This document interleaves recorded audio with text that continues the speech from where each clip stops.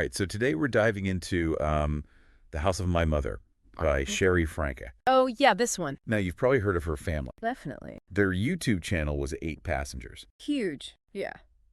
But this memoir, well, it's Sherri's story. Right. It's like a look behind the scenes Behind the curtain. Yeah. at this seemingly perfect life Mm-hmm. that we all saw online Totally. until it all came crashing down when Ruby Franke was arrested. Yeah. Huge scandal. So is this book worth the read?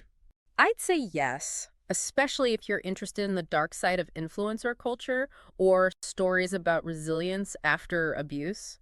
So you're saying it's like, It reminded me a lot of I'm Glad My Mom Died, but with this whole other layer of family vlogging and this very public downfall. okay, so you're comparing it to a pretty big book in the world of memoirs. Oh, yeah, for sure. For someone who hasn't read either book, Yeah. what's the core promise Sherri's making to the reader? Well, she's giving you a firsthand account of growing up in a restrictive and at times abusive environment. All while being in front of millions of people online, Okay. it's really a deep dive into what it takes to keep up those perfect appearances, that blurry line between family and content creation, Yeah. and then ultimately Sherri's journey to breaking free. I gotta say, when I first heard about this book, I was a little hesitant. Oh, yeah? I was worried it would be overly sensationalized, I get that. like just capitalizing on the family's fame. Yeah, no, I totally get that. But Don't you? Sherri's writing actually avoids that trap. Really? It's surprisingly nuanced and introspective for someone her age. Uh.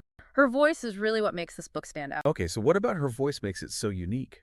Well, there's this passage early on where she describes feeling like a zoo exhibit, Wow. constantly being watched and judged by their online audience. Yeah. She writes, every laugh, every tear, every tantrum, it was all content. Wow. And it just perfectly captures that feeling of being stuck between this performative family life and the genuine need to just be a kid. Yeah, that's powerful. It is. It really makes you think about all the kids growing up in this influencer age.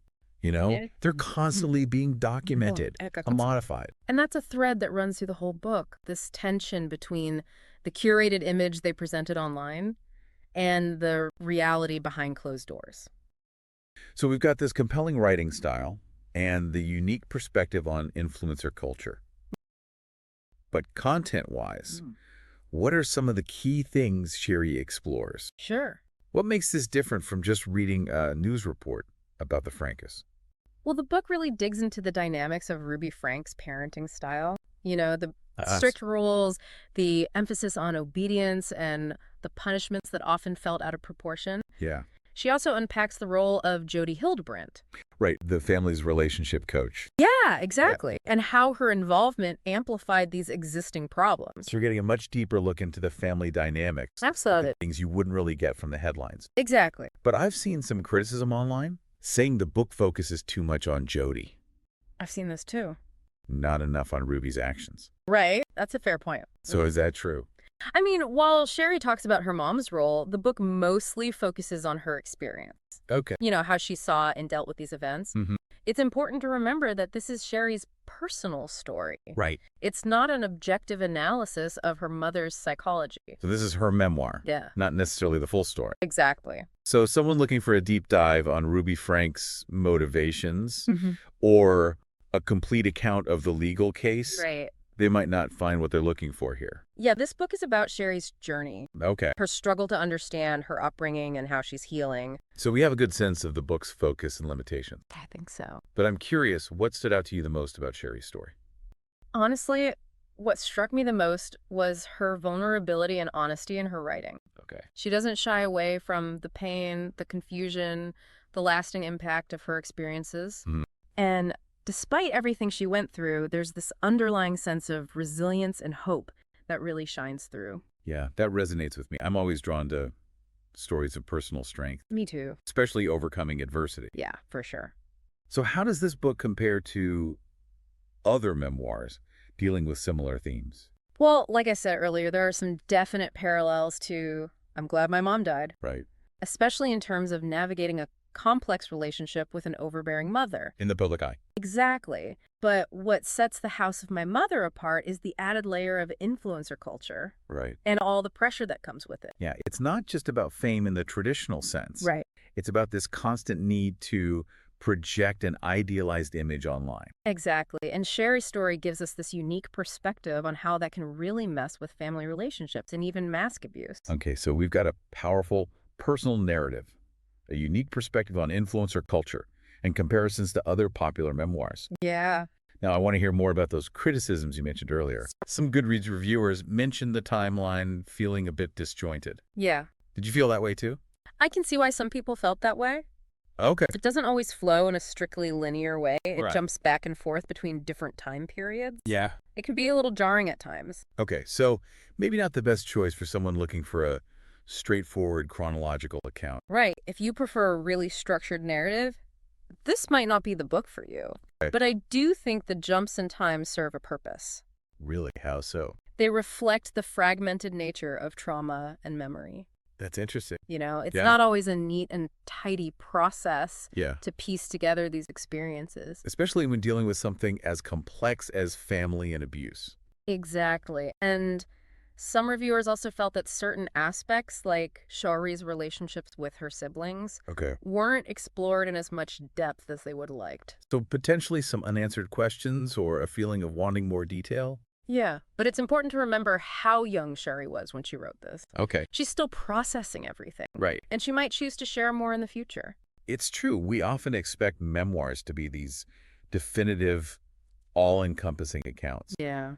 But sometimes it takes time and distance to really process trauma Mm-hmm. and gain a broader perspective. It's an ongoing journey. Absolutely. And despite those limitations, The House of My Mother offers a powerful and insightful look into a really disturbing situation. Yeah. The raw honesty of Sherri's account, coupled with this unique lens of influencer culture, makes it a really compelling read.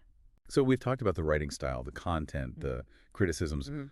What about the audiobook? Oh, yeah. I heard Sherri narrates it herself. She does. Does that add anything to the experience? Absolutely. Hearing the story in Sherri's own voice adds a level of intimacy and authenticity that you just can't get from reading the words. Right. You can hear the emotion in her voice, the pain, the strength, the vulnerability. It really brings the story to life. For a memoir like this, I imagine the author's narration can really make a difference. Oh, yeah, definitely. It allows the reader to connect with Sherri on a deeper level, Right. to hear the nuances in her voice, to feel the weight of her words.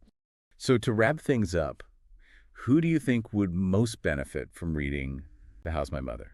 I'd recommend it to anyone who's fascinated by true crime, Okay. intrigued by influencer culture, or just drawn to stories of personal strength and resilience. So it has broad appeal, even beyond those who followed 8 passengers. Yeah, it definitely transcends that specific case and speaks to larger issues that are relevant to a lot of people. If you're interested in the dark side of social media fame, the complexities of family dynamics, or the power of the human spirit to overcome adversity, then this book is worth checking out. I think that's a great way to put it. It's a story that stays with you and it makes you reflect on your own experiences in the world around you. Exactly. And it starts important conversations about the ethical boundaries of family vlogging, the pressure on young people in the digital age, and the responsibility we all have to recognize and address abuse in all its forms. Well said. And on that note, I think it's time to resurface from this deep dive. Let's come back up. To our listeners, we encourage you to check out The House of My Mother and form your own opinions.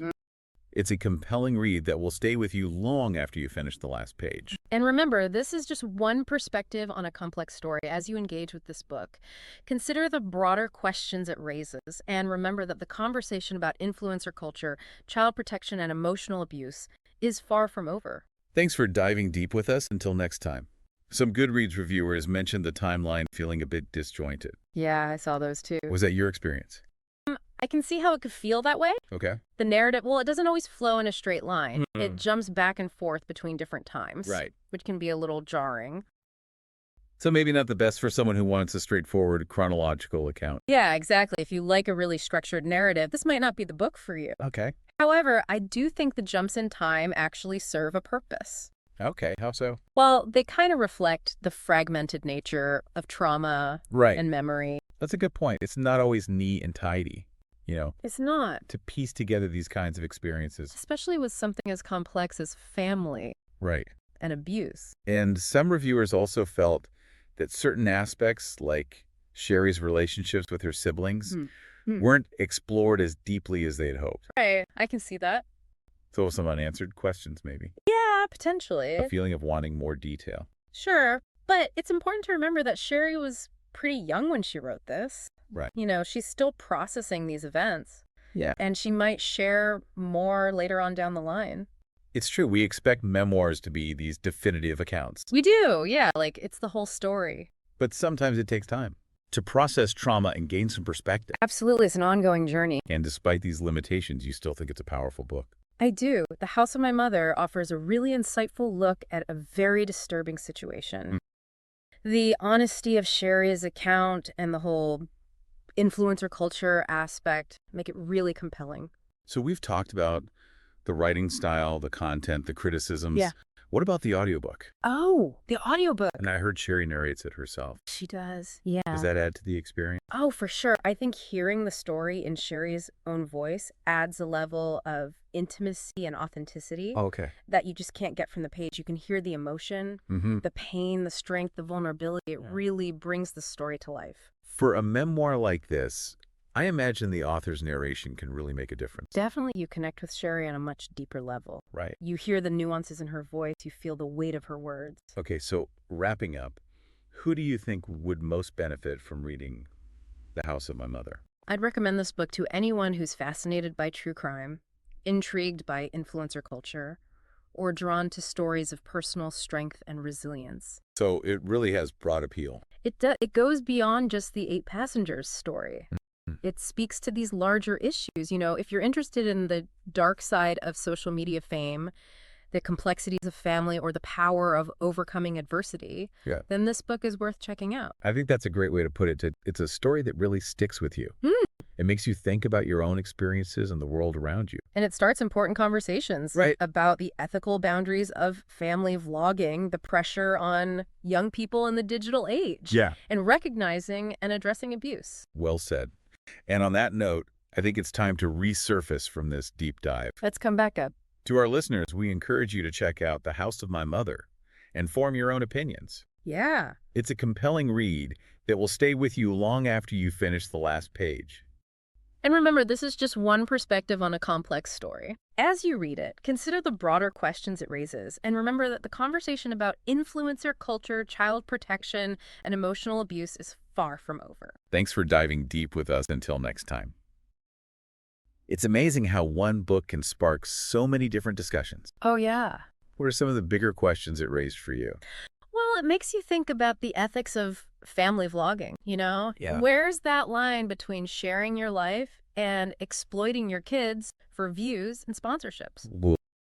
It really is, especially when you see how blurred those lines can become. And it's not always about the parents' intentions either. Right. Even if you start with good intentions, the pressure to create content, to keep the audience engaged, it can change your sense of what's okay to share. Absolutely. And Sherri's story really shows how hard it can be for kids to speak up. Right. They're stuck between loyalty to their family, the fear of hurting their parents' income, and the emotional consequences of questioning the narrative. Makes you wonder how many other kids are going through the same thing.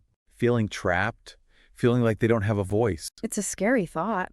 It is. And beyond the whole influencer thing, this book really highlights how insidious emotional abuse can be. Right. It can be so subtle, so normalized within a family Exactly. that it's hard to even recognize it as abuse. It's not always about physical harm or outright cruelty. Right. It's about control and manipulation. Yeah. It's about chipping away at a child's self-worth. And those scars can run deep, They do. impacting their relationships and self-esteem for years. And Sherri's journey is a testament to how strong you have to be to break free from those patterns and take back your own story. So this book is more than just a personal story. It is, yeah. Like a wake-up call to be more critical of what we see online, Right. more aware of the subtle signs of abuse, Yeah. and to create spaces where kids feel safe to tell their truth. Couldn't have said it better myself. This book is a conversation starter. And on that note, I think we've reached the end of our deep dive. Time to resurface. Thanks for joining us on this exploration of The House of My Mother. It was my pleasure. We encourage you to check out the book and form your own opinions. Definitely. It's a powerful story that will stay with you. And remember, reading is just the first step. Right. It's what we do with that knowledge, the conversations we have, the actions we take that really make a difference. Well said. Until next time, keep diving deep.